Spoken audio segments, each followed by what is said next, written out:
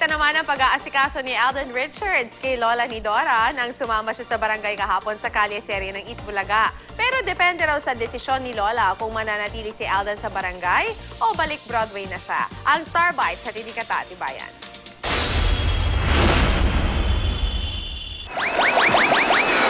Itbulaga na!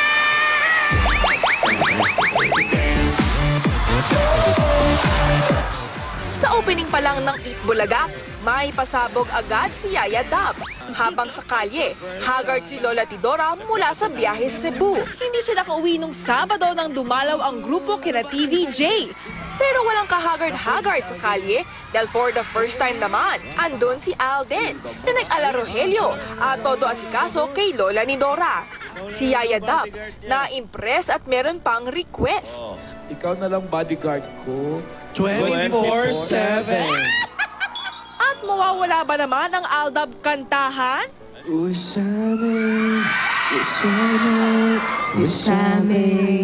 Wisamay, Piluan.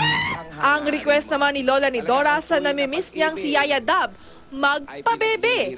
Ipinakilala rin ni Yaya ang bago niyang best friend na si Yaya Loves. At wala kayong pake kung pabebe kami sa mga video namin. At wala kayong karapatan dahil nanonood lang kayo. Bago nito ikinuwento ni Lola ni Dora kung ano ang nangyari sa mansyon nitong Sabado. Eto na kasi si Rihanna. May pagka-OA. Maliit na bagay, pinalaki. Ano nga? Nasira lang yung bombilya, sunog na daw agad. Oh, nasira lang yung gripo, baha na daw agad. At dahil naman nasakali na rin si Alden, kasama sa sugod bahay ang pambansang bay na talaga namang dinumog. Mananatili ba si Alden sa kalye o babalik sa Broadway?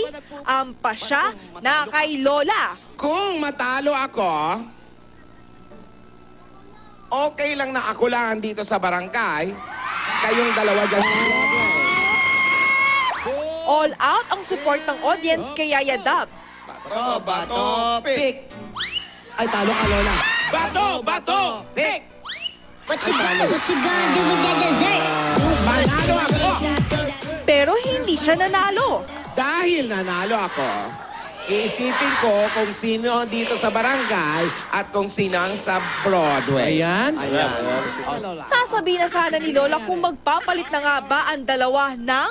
Bukas, ang nasa barangay ay si... Ang sagot at mga kilig pa more moments, abangan! Katatibayan, GMA News.